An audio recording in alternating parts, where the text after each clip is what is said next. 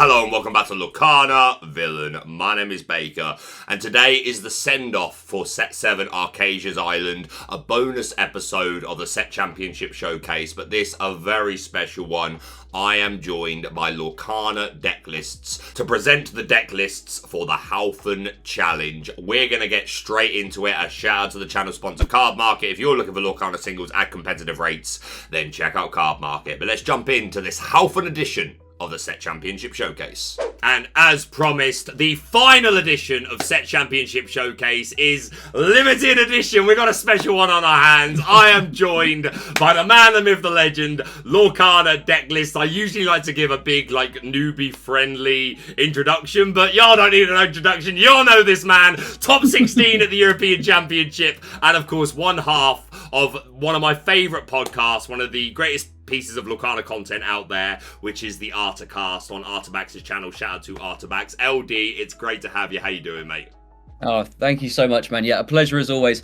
Doing great, and yeah, this is a nice event, like you say, a little special edition, chance to look back, and yeah, feeling great about it. Really nice that so many people took part, and looking forward to getting into some lists. Of course, you know what should be nice about this one as well is I'm sure you know how it is. By the time you get close to a new set, whenever you're doing content about the set that's about to, like the format that's about to be gone, numbers are down, people are less interested. Yep. They want to play with the shiny new toy, and I get it. I absolutely understand. Yep. That's fair enough. But I do think some people may be willing to take a step back and look at this video, because we got a bunch of Haufens. Now, I've been promoting this myself throughout Set Championship season, but I'd like you to tell the audience what exactly is a Haufen and what is the Haufen Challenge. Yeah, with pleasure. So Haufen is a German word that basically means pile, or it translates more closely to heap. So it's something that we've used on the podcast between myself and Artabax to just describe these kinds of decks that feel like a large pile of different cards. So they're a little bit disjointed, they've got a lot of one-offs. Rather than your kind of super streamlined decks that are full of 4 copies of everything, they throw a lot of ideas at the wall. And for the purposes of this challenge, the challenge was take one of these decks and win your local set championships with it. We've kind of put the cutoff line at 25 unique cards. So that's really the only qualifier, is to have 25 unique cards. That number was chosen because when it's formatted in Dreamborn, that pushes you over from 3 to 4 lines. And once you've got the cards split across 4 lines, you can confidently say, yeah, this is a pile. We've got a real pile on our hands here. There's a lot of ideas thrown in. So yeah, that's it in a nutshell. You don't have to stop at 25. In fact, it's encouraged not to if you're in the spirit of things. But as long as your 25 unique cards are over, that's a Haufen for the Haufen Challenge. And so the Haufen Challenge was born, and yeah, you made this official competition. You opened up to the community to not only compete, just to be involved, but I do believe first place was being awarded something special, and second place is going to get something as well. We're going to come back to that at the end, because we'll announce the people that won that, and I know you're going to be reaching out to them separately through your own Twitter, and I'm sure you'll hype them up on the Artacast, the next episode of that as well, so stand by for that. But yeah, as soon as I saw you were doing this, I thought this was really cool. I always like to showcase the Set Championship decks, and this was absolutely a great way for, you know, people to have some fun with Set Championships, especially when you get people that maybe it's their 3rd or 4th, maybe they've got a couple of promos, they've got a couple of mats, they just want to, you know, shake things up a little. And we've had a variety, because you said it only needs to be 25 unique cards, and I've seen some that they stuck to that. They wanted some consistency in their deck, whereas some have just gone absolutely crazy. I never got to play the Haufen Challenge, but I made a list which was all one-offs except 4 Rabbit and 4 B Prep, because LD, you need the 4 Rabbit to find the 4 B Prep, right? It makes sense. Yeah. Well, I mean, that is very much in the spirit of what we're going for. There are some cards you absolutely can't do without, and as we get into the list, you'll kind of see that most people balance a kind of core that they still keep high numbers of, these sort of essential cards that are completely necessary for a deck to function, and then they sprinkle their little bits of spice around it, and that's kind of, where it all comes together. But like you say, all sorts of players taking part, and I think the real idea behind it initially was that this is a new kind of challenge for someone that just wanted to do something a bit different with their set championship. So there was high uptake among a lot of like really experienced players who maybe, like you say, they secure their map, then they want to do something a bit more fun. But yeah, players of all kinds, all experience levels, seem to have taken this on. For me, I like doing something like this because, as you said before, about kind of as you get towards the end of a set cycle, you're looking to freshen things up a bit, just a bit different. But yeah, like I say, all sorts of people taking part, and you'll see it reflected in all sorts of deck lists as we get into them now.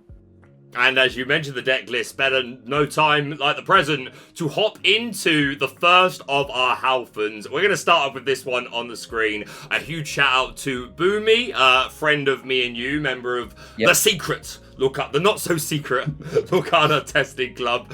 Very poorly kept secret.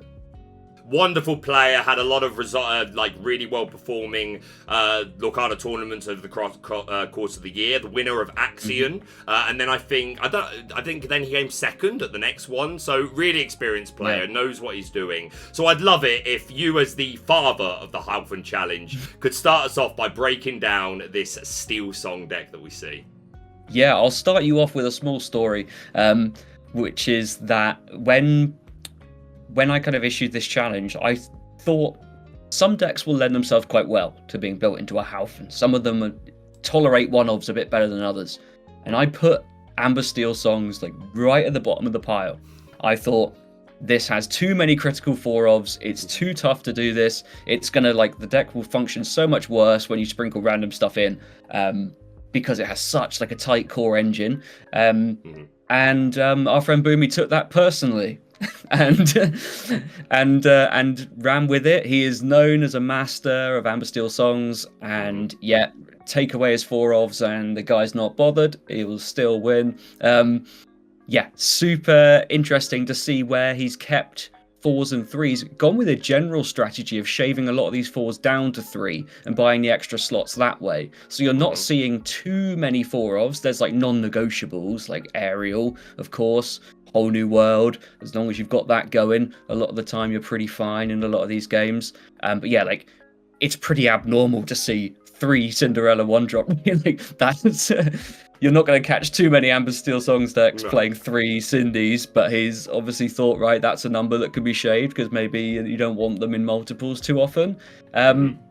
Yeah, and then sort of filling out the curve with a bunch of spicy 1-offs. Nice Shift Cindy, Aerial Sonic Warrior, Sven, all these situational tools that can be really, really good sometimes, and kind of things that sort of flow in and out of the list as metagames change. You should go for one of all of them. Play one more, grab your sword again. Just a nice little sprinkle in a tech. Yeah, very cool. Yeah, why not?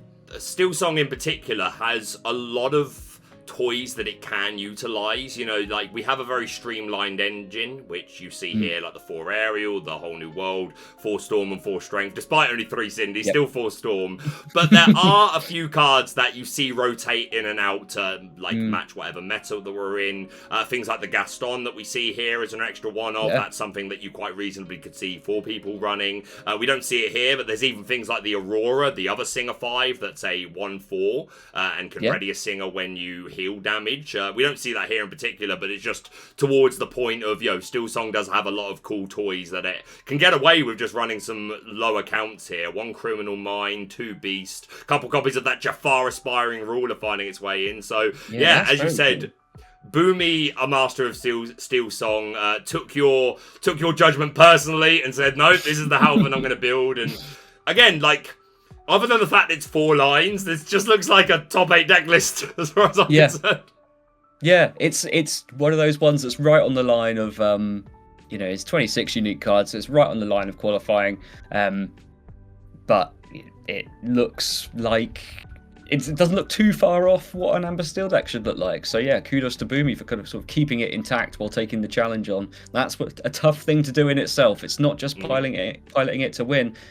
You're hedging these decisions. Every card you cut carries a cost. Finding the right way to do it is a skill in itself. So yeah, congrats to him.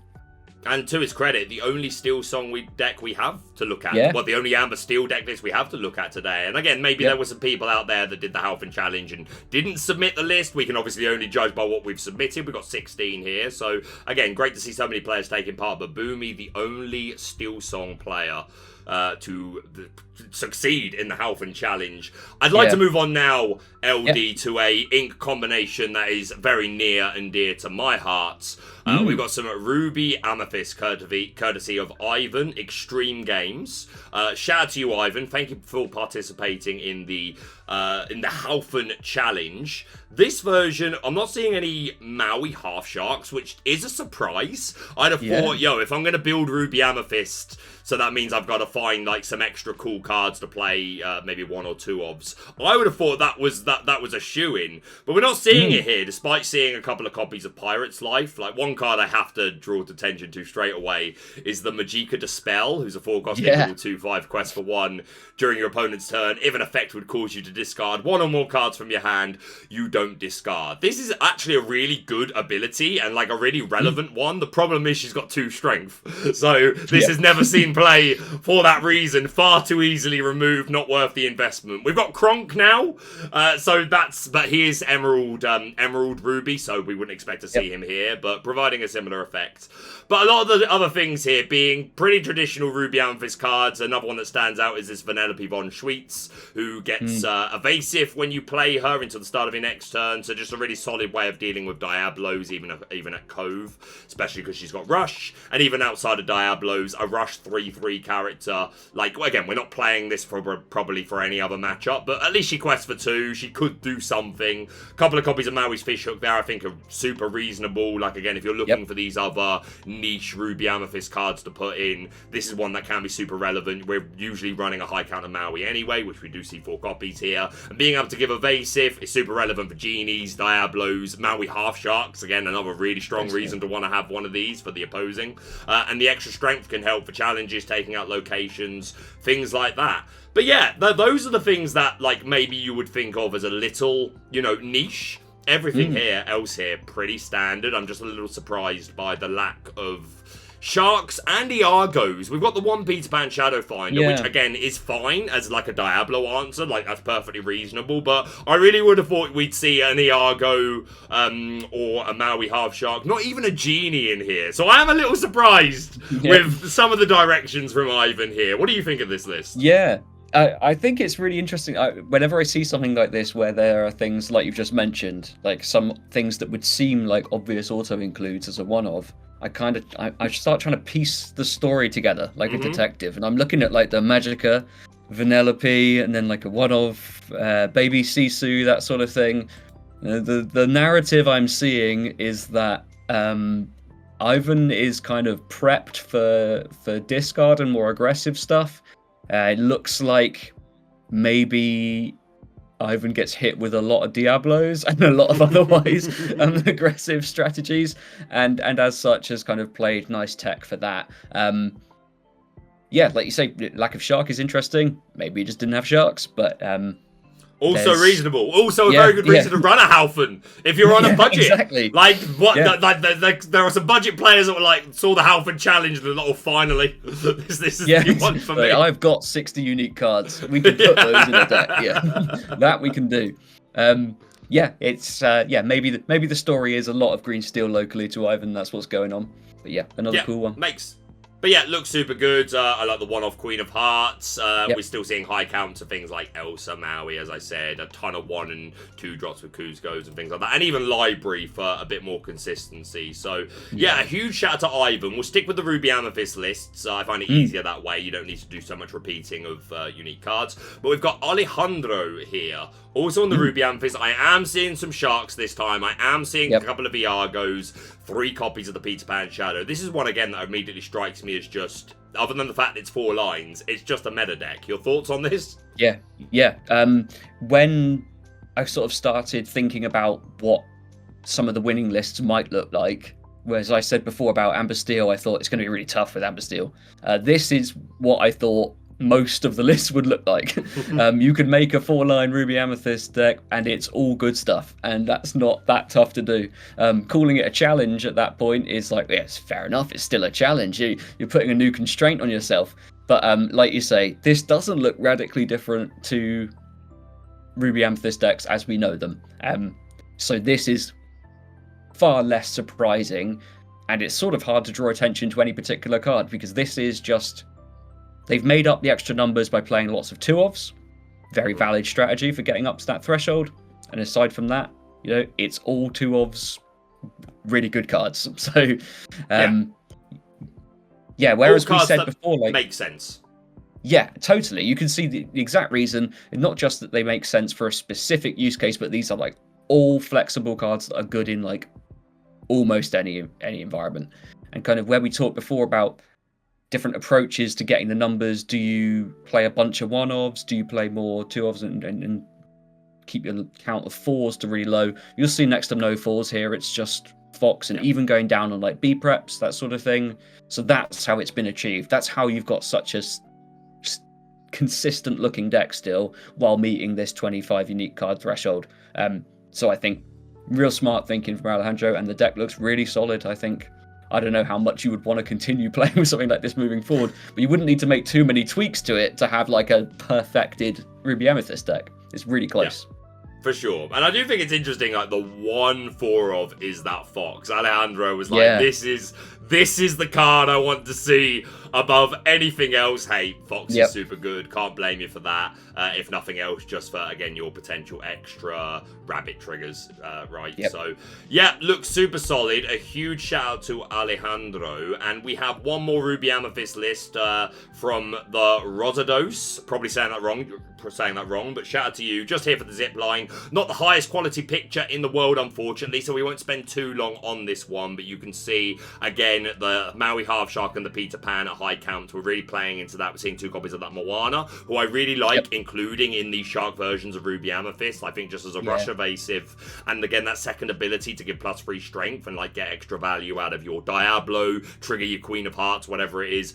I'm a big fan of, so I like it. Also, kind of clutch, the 1 copy of the Floodborn Queen of Hearts. Makes sense. This 2-drop Queen of Hearts has proved herself. Again, definitely in my opinion, and I played her in Ravensburger. She put in so much work, and like you see her a lot now. She's pretty much part of the furniture for Ruby Amethyst. But I like this inclusion. It makes sense. You're running the shift line anyway. Very spicy 1-of of Mickey Mouse Brave Little Tailor, who we'll be talking about again at the end. Like, that's probably my favourite card in this deck here, other than Maleficent as well. I'm a Maleficent fan. And 1 Yzma as well is kind of spicy.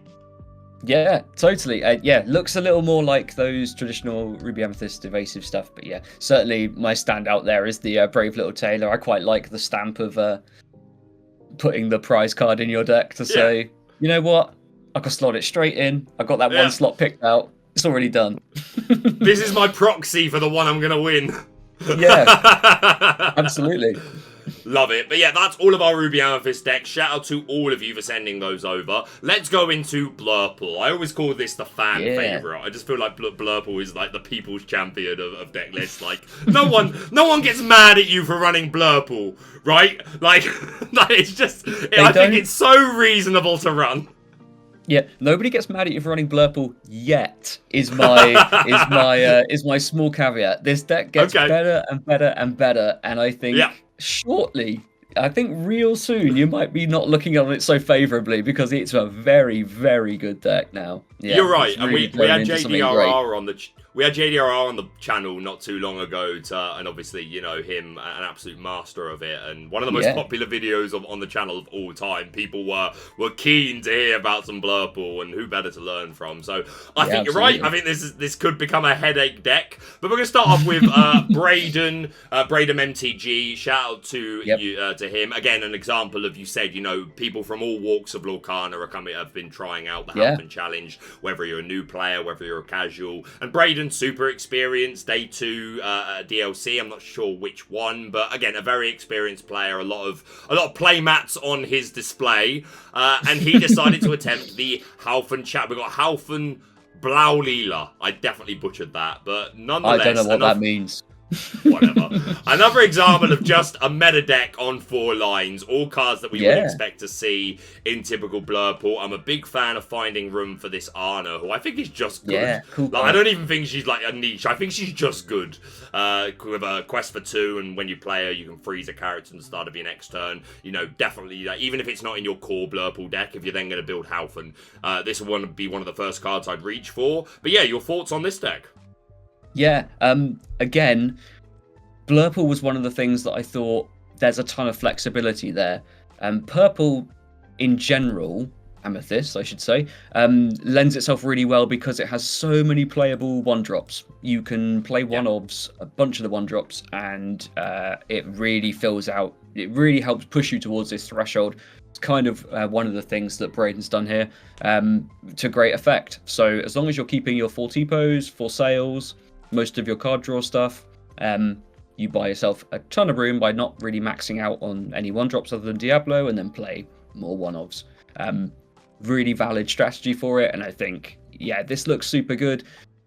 Blurple, you can almost get away, as long as it probably has a core of about 30 cards, and you can almost get away with doing anything around that. So I think, yeah, as far as I recall, this is the only Blurple winner. There may be another one, but I assumed there would be more, and I think that yeah, I think really well done to Braden. I know he took a couple attempts as well. Didn't back down from the challenge, which I've got a lot of time and respect for.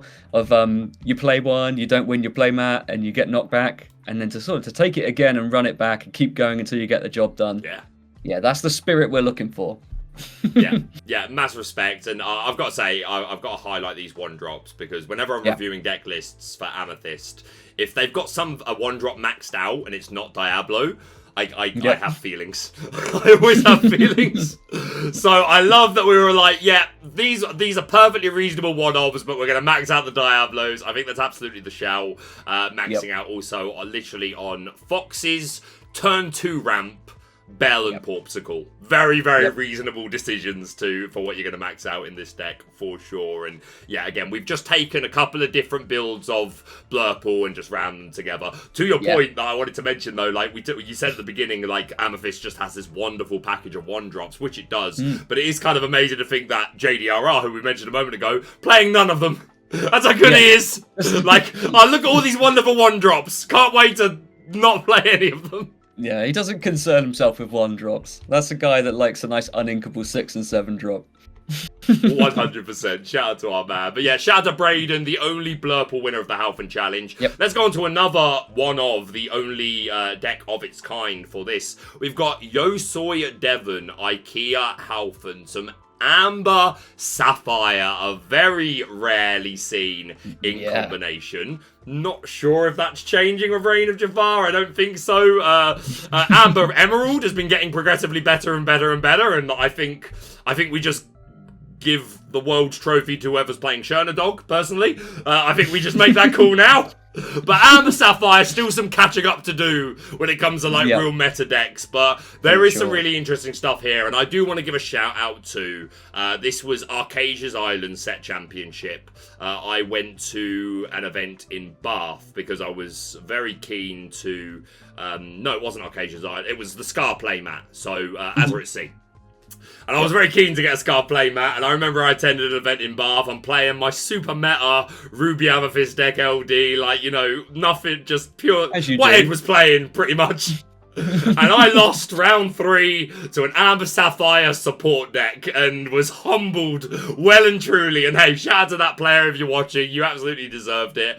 But I was allured to the power of Amber Sapphire. And to be fair, I should also shout out Ermeister. It would be rude to not do so. He's been playing a lot of Amber Sapphire throughout Set 7 format as well. But yeah, this is very interesting. We see that Alice Savvy Sailor, who has obviously become very famous in the Kiwi Bird lists, just for incredibly statted character, giving ward is such a powerful ability. Giving extra lore is obviously super good. And we're playing into the support keyword as well here.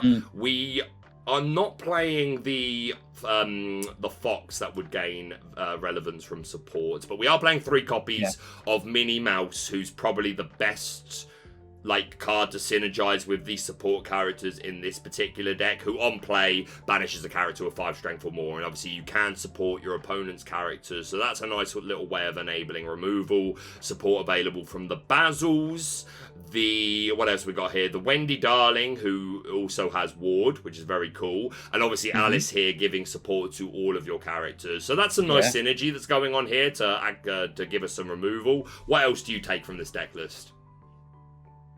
This, to me, is one of like the standout contributions. This isn't just a meta deck adapted to meet the conditions. This is a deck that is already incredibly hard to win with, stretched further than it needs to stretch for the sake of adhering to this challenge. So yeah, this has come from Devon Goddard, who's a sort of frequent collaborator with Braden. At least I think they're good friends. Okay. They seem to be.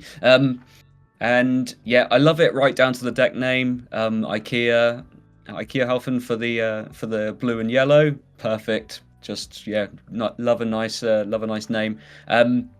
Yeah, so you've got one half of the deck kind of just being highly statted, high willpower characters, which carry a lot of damage for your Rapunzels and Baymaxes and all those sorts of things. And also because they've got high will, when they get bigger with support, they become huge forces for trading. And then you're also using support as well as pumping up that stuff to pump up your opponent's stuff, so that it becomes a relevant target for Mini and for your World's Greatest Criminal Mind. And suddenly they become brilliant removal options. Like these narrow removal options, you just make it so that their stats are decided on your terms. You decide what's big. You decide what's big enough to World's Greatest Criminal Mind. Obviously using it to great effect. I imagine this curves out incredibly aggressively. Oh, I see you've highlighting one Sisu Divine Water Dragon. Pretty cool. Very, very nice. A very, very nice card. This is the sort of card that I hoped people would dust off for this kind of challenge. It's like this thing that it's so close to playable, but it just never got there because the other options were better. Yeah. And it's the perfect one-off for something like this. It has the right sort of stat line. It's so easy to squeeze in. Great. Yeah, love this top to bottom. It's really cool, really innovative. And card draw, again, which is like super limited in this deck. Also, a last couple of things to point out, a chance to dust off and play this beautiful promo Baymax, because they put this version, I'm assuming this player has one, was able to rock it. Hey, anytime you can play with something pretty, I love it. And finally, 3 copies of Thunderbolt with Puppy Shift. There are no puppies in this deck. We will not be shifting. We are simply a 3/7 bodyguard that quests for 2, which again, you can absolutely see the reasoning, right? We're protecting our Alices, these characters that turn side quested to give support so that we can banish something with World's Greatest or whatever. A lot of synergies here. So again, like you say, I think this is definitely one of the standout decks for the Haufen Challenge. So a huge really shout out to them. From a very underrepresented in combination to a very overrepresented in combination, although to be fair, less so since the bans. Let's be fair. This is a much more manageable deck. Still good since the bans, but definitely I think there's some what's the right word? The community need some space from Red Blue. It'll be good for everyone. But we are of course going to highlight the Haufen Challenge Ruby Sapphire deck. We've got Ulyss here with the Origins. One card I have to point out straight away, which is one of my I'd love an excuse to dust this off. Is the Poisoned Apple, 3-cost uninkable item, and then you can pay 1 and banish the apple to either an opposing character, or you can banish a princess. Just thematically, I love this card. Whenever I see a deck that can get away with running this, like an item-heavy deck that's running like the Prince John that can play items from the discard and things like that, I love it. Most other things here, we just seem to be taking the DKP list and just expanding a little. What are your thoughts here? Yeah, well, actually, this is my fault. There are 2 lists for this player, because this, what they've called the Origins, is like where they started, and actually the one they won with is the expanded version, so I don't know if you can jump to what they grew it into. I certainly can. Yes, there we go. I assume that's this one the here. slightly bigger one. Yeah. Okay. Yeah, so you see what they sort of started with before, and how it's nice to be able to see the process as well, how they expanded it out to push that threshold even further. Yes, like you say, I think there are multiple ways to build blue-red at the moment that are very valid. You've got that kind of TKP build, you've got the items build, and somewhere in between you can do something like something that looks close to the previous set's blue-red decks as well. And what you've got here is a mixture of sort of all of the above, different parts smashed together to make something that hits the Haufen threshold. So yeah, really showing off that full toolbox of what Red Blue has open to it. And yeah, shout outs to this player for kind of it's just very nice for them to kind of show their development process as well, from what they started with and how they expanded it out. Useful for us to see how they how they stretched the list into the winning one. Yeah, super cool. I am a little surprised at the lack of a human Sisu in here. Like, again, you're stretching the list. I mean, like, we are only playing one copy of Coil as well, so our ability to reduce strength is not as great as it could be. Again, like, in my brain, if I'm building Haufen for Red Blue, like, there's one ice block in here, something like that. But again, the fact that we're seeing the before and after, you know, it shows they put a lot of thought into it. And again, just Sisu itself hits plenty of targets, right? Just Brawl in itself hits plenty of targets. But we've got this one-off Coil. Big fan of this carpet bag as well, with 4 Portugal, obviously a 4 of here. This can really get carried away if they can keep looping this. So, all right, we've got one more here, a photograph. Obviously, if it's not in Dreamborn format, it's a little harder for us to read it and really dissect it properly. We, of course, want to take a quick look and give a shout out to this player. But yeah, for these sort of things, and I'm sure there might be more, do please send us a Dreamborn version. It just makes our viewing experience a little better. But we can see here, we've got an Oswald version, only 2 copies of course, Oswald. Hopefully high rolling items off the top of the deck. A lucky dime here. Yeah, to be fair, this is a huge item package. 1 lucky diamond, Portugal's Vitalis Spheres, even the gold coin, which I believe Ready's a character. Yeah, Ready a chosen character. Ruby Chromacon for extra strength. 4 coils. Battled magnifying glass to find more items. This bottom line is pretty traditional. 1 copy of Thievery in there just for the vibes. And 1 copy of the Sword Released. Which is another one of these, like, I think on the precipice of being good. But, like, we just have better. This is uninkable. It's maybe not quite there into, like, it's maybe not quite as quick as something like a Flynn Rider, which you could potentially trigger by turn 3. But again, on the precipice. But this potentially allowing for some lore gain. But, yeah, like, what are your thoughts on this list, just on initial look? Yeah, I like it a lot. It's, like you say, massive item package. That's what's going on there. One of Prince Eric, very nice. Always a nice playable card. I'm sort of happy that you highlighted the Sword Unleashed. It's really one of those cards that just hasn't quite got there, but it's something I've seen people play locally into fields that are just very aggressive. Not so much concerned about gaining the lore and closing games with it, but it's the drain effect, right? It's that you need something to kind of slow them down. You're reliant on those Pirates Life, Thievery type effects to not get completely run over. And yeah, it's a great item-based tool for that. And a tough card to squeeze into your curve sometimes, but when you flip it off an Oswald, you probably feel pretty good. And yeah, it's this just looks like, whereas the last Red Blue was more of an adapted version of DKP, this is an adapted version of items and a really nice effort. Yeah, like you say, like, I think Ruby is very much the I am gonna wipe your board at some point. Just can you either win the game or peat me before I do so? Like, that's what it comes down to, and then you win. And also, a last shout out to this Prince John, who I alluded to earlier. You can exert and you can play an item 5 cost or less for free. This is one of the widest item packages I've ever seen. And hey, it makes sense. If you're going to build Haufen, then like these wide item packages with a lot of peculiar cards that you're hopefully going to get, like, are going to get value from your Oswalds, etc. I think is very, very cool. So Will Zoo, I believe this is. Let's jump along to another fan favorite. Let's be honest, in terms of like ink combinations, Sapphire Steel, which felt like the underdog for a while. Well, depends who you ask, right? Because some of the best players in the game, like shout out to some people like Sky, have been saying like Sapphire Steel has been the best deck in the format since set 2. We just don't have enough people playing it and enough people that really like can fully utilize this deck. But I think really it took a few sets for it really to to become the popular kid in class. Obviously took a huge hit to the Flavisham and Fortisphere bans. Before that was like the strongest blue steel had ever been. It was up there with Ruby Sapphire as like the problem decks, and people were just getting a bit sick of them. And obviously Kiwi Bird, we have to give a shout out to Justin and Harlan Sweet, a fantastic archetype way of building blue steel, just so different to what everyone else was doing, and it's gone on to have so much success.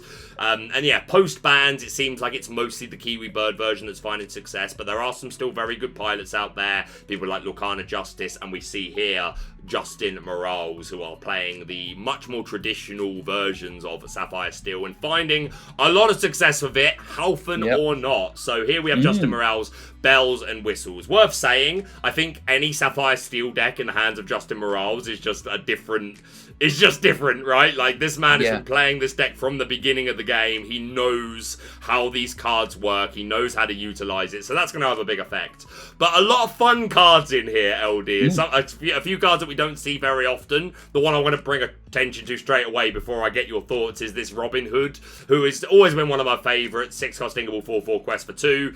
When you play him, if your opponent has more cards, then you draw. And he's got evasive. Like, a card that in first chapter was very good and has been like, again, kind of pushed out since because we have better, but I just think a really cool thematic card, so it's always fun to see. But a lot of everything else here pretty traditional. What do you take away from this deck list? Well, first of all, turn 2 ramp Justin is no turn 2. Yeah, that's really interesting. It took me a little while to clock that. You're really dependent on the Fishbone Quills. But Justin has been playing these kind of blue steel wheel lists for a very long time. And I got paired into Justin round 1 of the European Championships, and playing a bad match with blue steel was a bad matchup for me, and my heart sunk to the floor, thinking, right, the run is over before it begins. We ended up splitting, but you do not want to be sitting across from this guy playing any version of this deck. He is built different, and can get it done. But I suspect for him, the process of building this Haufen version is just taking one-offs of various cards that he's tested. He's an extensive developer of this kind of deck, and slotting them in as one-offs. As long as you've got those 4 quills, you're playing 4 whole new worlds, you've got a nice number of tinks, you can get some Cogsworth and Beast in for your card draw. You then can just build around it really flexibly, and that's what's happened here. He's opted to still stick with 4 Bell, even without the Fortisphere. Other decks have kind of shown us that's still very much something you can do to shore up the early game.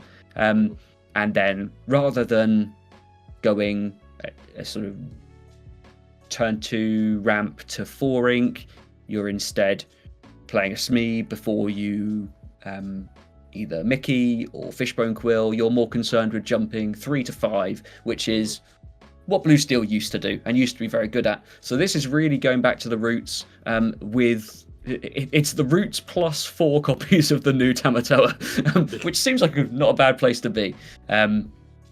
Great effort from Justin, and just really nice to see that a build like this can still thrive. Obviously, post bans, people have declared Blue Steel roundly dead. I don't think it's dead. I think it's very hard to build and play it effectively now, but it's but dead's too far. You need the miles. I do want to make an observation though, and again, this is on Haufen and the meta as a whole, really, but how weird that we're at a point where some of the best Sapphire Steel players, because I've seen Justin's Blue Steel decks for non-Haufen, he sent me a couple that he's won set championships with that are just streamlined versions. And again, other players, Lorcana Justice, I've had a few Blue Steel players submit lists. How wild is it that we're in a world where some of the best Blue Steel players are saying, turn 2 inkable ramp, don't need that. Because it just felt a bit stupid for a while that all of their turn 2 ramp is inkable. And here we are at a point where they're not even in the Haufen, in meta or even the Haufen Challenge, they're just not playing it. I remember a video, shout out to the 2 Scrooges, Bummy Jr. and Dave. And I remember an episode that they did not too long back where they were Dave was making changes to cards in format to make them fair, to fix the meta, I think Dave was fixing the meta for everyone. And one of his changes, I think 2 of his changes were just please just make T-Bow and Sail uninkable, please. Yep. And there were more changes as well to nerf them even more, but we see none here. Instead, a toolbox of 2-cost characters, which are all very good. The Magic Broom for the evasive, the Jim Hawkins, we do be ramping, so this can get up quite high, and the 4 willpower is nice just to help you survive. And the Helga, again, really nice stat line, gets rid of evasive characters. And Pleakley, a bit of a signature card now for our Justin Morales. Only a one-of there. But yeah, a huge shout out to Justin. No surprise whether it's Haufen or not to see him doing well with Blue Steel, and that is the only Blue Steel deck list to look at. Let's move on to public enemy number 1, as far as I'm concerned. We've got Shadorks. Shout out to Shadorks, again, friend of the channel. Brought along some Emerald Steel. We've got a couple of Emerald Steel lists to look at. The first card, card I'd like to draw attention to is this Basil, which was one of my reveal cards. 6-cost inkable, 4/5 quest for 2. Shift 4 is relevant because we do be morphing. And during your turn, whenever a card is put into your inkwell, you pay 1, have an opponent choose and discard a card. When this first came out, there was a lot more talk about this being paired maybe with Sapphire. Obviously, the ability to ramp the ink multiple times and force multiple discards felt quite strong. Never ended up coming to fruition. But in a Haufen Challenge, I think this is a super solid one-of to throw in. It's an extra discard tool. You're playing morphs anyway, and you see quite often Emerald Steel players giving themselves a bit of a toolbox of Floodborn options to take advantage of this morph. So I think this is super reasonable, and I love the one-of Gizmo Duck, who's a 4/3 quest for 1, resist 1, and can challenge ready damaged characters. That's the caveat. They do have to be damaged, but if there's any deck that can probably do some damage and make this quite reasonable to fulfill, it's probably this one. What do you think?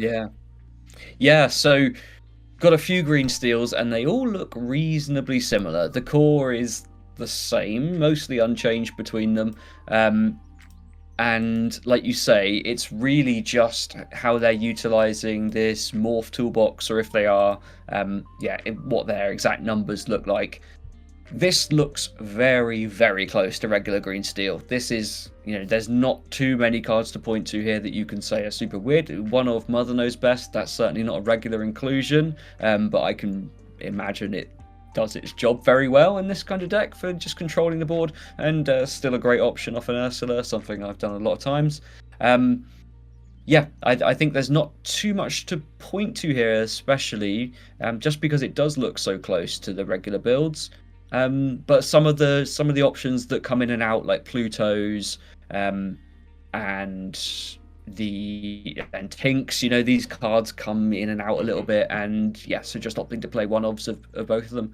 Only 2 Hypnotize is interesting. The deck's normally pretty high on that, but that's not. Where do you have a cut to come from, though, right? Like, what else do you see here that you really want to, like, all the 4-ofs I think are reasonable. Like, I don't think you want to go lower on any of them.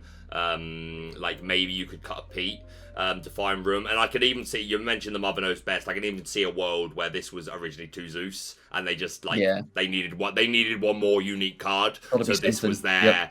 Like, again, this is going to be another shark answer for me, essentially. So I can absolutely see why they've done that. But yeah, Emerald Steel, pretty popular. We've got 2 more to look at. Again, both photo versions, so we won't spend as much time. I do notice a Heffalumps and Woozles in the top right-hand corner right here, which I think is super good. Again, it's inkable, it's drawing you a card, it's slowing the opponent down. I like it. 1 copy of Do It Again to recycle one of these actions. So I suppose if that's how you justify 3 Hypnotize, right? No, it's 4. I'm gonna do it again. That's how I'm gonna play 4. Yeah, I'm just gonna get back. 1 off Lucifer, super reasonable, a card that you see quite often in Emerald Steel decks anyway. To be fair, like, again, it's kind of harder to tell when it's laid out like this.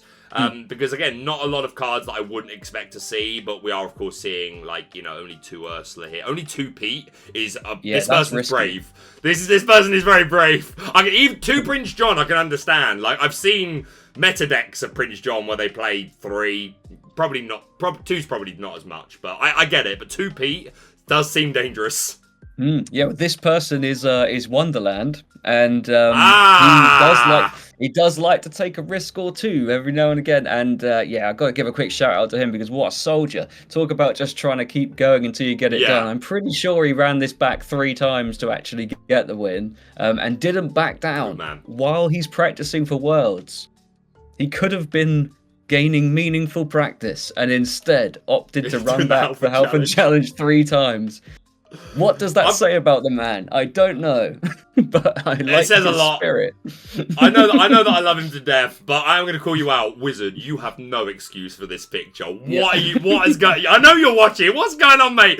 Just put it in Dreamboard and send it over. What is wrong with you? But nonetheless, a huge shout out to Wonderland, and we'll just quickly sum up the Emerald Steel with our last one here. This is Rooster Tutor.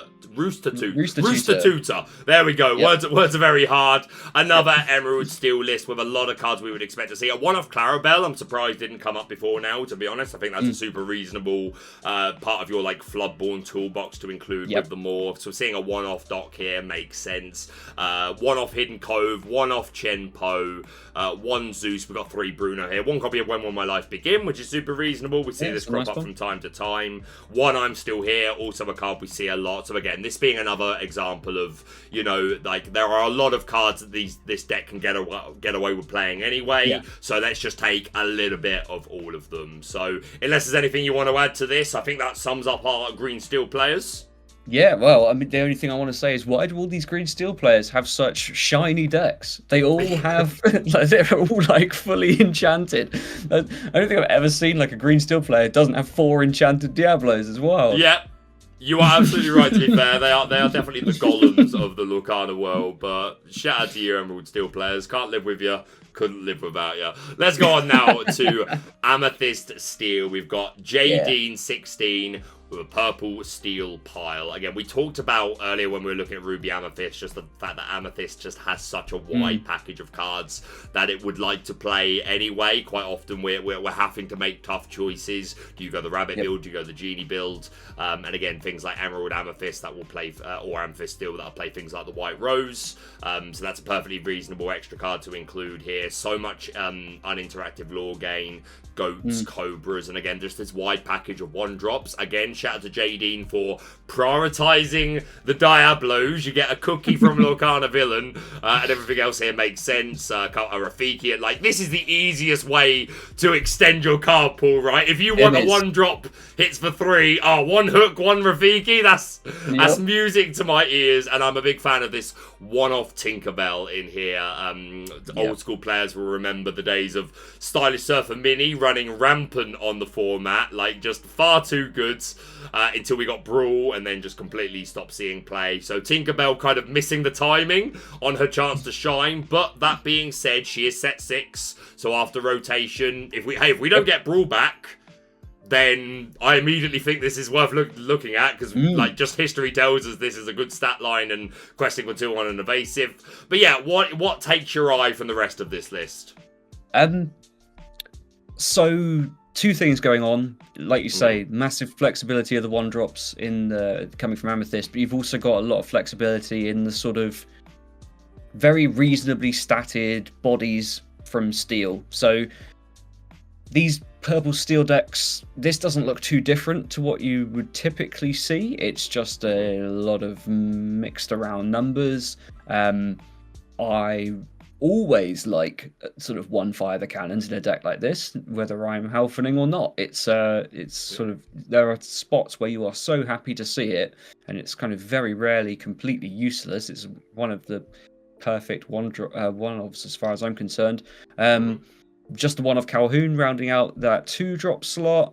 You could probably play more of those, but yeah, where things are really getting flexible is in that 3 slot where you've got Tink, Lawrence alongside your, and White Rose alongside your Peats, which you have to stay maxed out on for your bouncing and repeating that this deck is so dependent on doing in a lot of matchups. So not lost the ability to do that and just build a load of flexible stuff around it. Looks pretty good. I'm kind of surprised to see 2 Finders Keepers, but I don't really... I would guess that this deck kind of struggles to find spots for it a lot, but when you're deep into the late game, there's not many cards that are much better than that to draw. So, yeah, totally get its inclusion. Yeah, it's a nice effort. And a lot of consistency here. We've got the 4 rabbit, the 4 friends, the 4 fox, the 3 snake. So if we be bouncing rabbits, we're going to see all of our cards eventually. going on to another Amethyst Steel deck list, this one by Johnny Yu. Index format is at least easier to read than a picture, so shout out to you. A couple of cool cards here that I do want to highlight. We've got the one-off of the Queen Jealous Beauty. I thought this card was going to be better than it ended up being. It's not really seen the play that I thought she might. Super interesting card, being able to exert 3 cards from your opponent's discard, put them on the bottom of the deck, and if there's a princess, then you gain 4 lore as opposed to 3. Again, this is like a 4-cost character that can, if this was quest for 3, we'd be looking at it just for that, because it's just a nice stat line. Obviously being able to exert, if you are running synergies where you can re-ready with things like LeFou or whatever, then obviously this gets even better. And messing with your opponent's discard is super relevant, especially for Shernadog, if you're, they're trying to build up that discard pile. So I think this is like a really reasonable one-off of a card that just like wasn't quite there, but it's still super solid and it's still inkable at the end of the day. And then another really cool card is this Bagheera, a bodyguard for 3 quests for 2, and the potential for essentially a grab swords if banished during your opponent's turn. So those are the ones that really stand out to me. We're seeing a couple of Iagos to complement the only one Peter Pan. One, like, I'm a little surprised. I'd maybe have expected to see 2 in there, but still seems good. 1 copy of Maleficent Biding a Time. Spessy will be happy, I'm sure. But again, super reasonable for a Haufen as far as I'm concerned. Just a one-off. I'm not saying that Maleficent is like cannons, but what I'm saying is it's that card that, like, hey, if you do see this on turn 1 on the play, probably feels quite good, especially if they're not able to put down, or if they do miss, or if they go Porpsicle or something like that. So, like, it's one of those cards that, like, if you do see it at exactly the right time and it gets to quest for 2 or even 4, like, it can feel huge. And again, similar to cannons, you get that turn 1 on the draw against Diablo, it feels like not necessarily that you won the game, but you stopped from losing the game straight on turn 2. Sure. So I like it for that reason. Anything else here that jumps out at you in particular? No, I think you're completely spot on with the Maleficent. It's another one of those cards that is normally played as a 4 of or a 0 of, but often, in most cases, you want exactly one of them. So I imagine when it shows up on the play against slower decks, you are really, really happy, and you're happy that the only one you have is out of your deck, and you move on, knowing that you won't redraw anymore when you don't want them.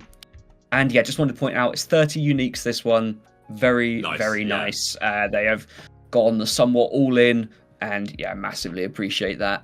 So yeah, great effort to them. Just to finish us off, there was one Ruby Sapphire list that we missed earlier, another photo one. Again, we're seeing the Oswald being kind of the main character here. Wide item package of a lot of these same sort of things, workshopped quills. 3 copies of Unconventional Tool. Hey, raise your odds to get your turn 1 bell, if nothing else. And then this bottom line here, we're seeing a Nick Wilde. That's pretty cool to get a Portugal back in your hand, I do believe. This Aurora is interesting. I believe you can exert an item to look at the top card of your deck, and then you can top and bottom it, and it wards your items as well. I think that's what she does. All I do these days, LD, is read cards. I need to be well studied, as I'm sure you're aware. Yeah. So I hope I got that one right. One Mulan is also very cool. The Elite Archer. Do we have a Mulan to shift? Nothing to shift onto. No, we're just Vitalisphering. Hey, that's perfectly reasonable. Yeah, a one-off magnifying glass. Yeah, it looks good. Anything to add to this final list? No, just I really like the suite of one-offs. Yeah, this is, if I was going to be building a blue-red Haufen, I would probably go something very, very close to this. So yeah, like it a lot. And those are all of our Haufen deck lists. So, again, a huge shout out to everyone that took part in this really awesome challenge and sent off the lists. Videos run quite long. We're probably like at the 50-minute mark-ish by this point. So, to finish us off, would you mind revealing to the world who is the winner and the runner-up for the Haufen Challenge? Yeah, so all the lists that we showed today were set championship winners, so we've random drawn. You'll be able to see the verification for it on my Twitter. I'll just put it up there. But our winner in first place, taking the D23 Mickey, is Justin Morales, no other. than Justin, and our runner-up is Braden MTG, that we will be getting something over to. I'll confirm with you exactly what that will be. Yeah, that is going to be the Stitch gift box. It's behind the lair. That's all ready. Yep. So whether you want to get Braden's address and send it to me, we will sort all that out. I'll sort it out. Yeah, awesome. But this has been so fun. Again, thanks, are you already sort of open to maybe doing this again next set? Is this something that you're already looking forward to, maybe making every season? Well, I think, the short answer is yes. It's been a very, very fun thing to do, and I'm trying to decide if it would be sort of more special to roll it out once in a while. Yeah, but I think there's value to that currently leaning towards adapting the rule set a bit each time and bringing it towards, this isn't something that's a format in its own right. It's probably never going to be, but we can move it towards being something that becomes its own thing eventually. And I'd really like to do that slowly as more sets come about. So yeah, just the principle of giving people an extra little challenge to do and giving a couple things away for people taking it on, I've really enjoyed. So yeah, let's run back something similar in the future. Hopefully I can get on with you again. And it's been a ton of fun. Thank you for having me. And there we have it. An absolute pleasure to have LD on the channel to present these Haufens. If you've enjoyed the Haufen Challenge and you like the concept, you'd like to see it continued in the future, then show your support. Hit the like button, leave a comment on this video, go to LD's Twitter and comment on his tweet, go to the Artacast and comment on their video. I think the Haufen Challenge is a lot of fun, so I would love to see it continue. But that's going to be it from me for now. Thank you so much for watching. If you're brand new to the channel, please subscribe for all things Lorcana. Hit that like button to show support, and we'll see you soon.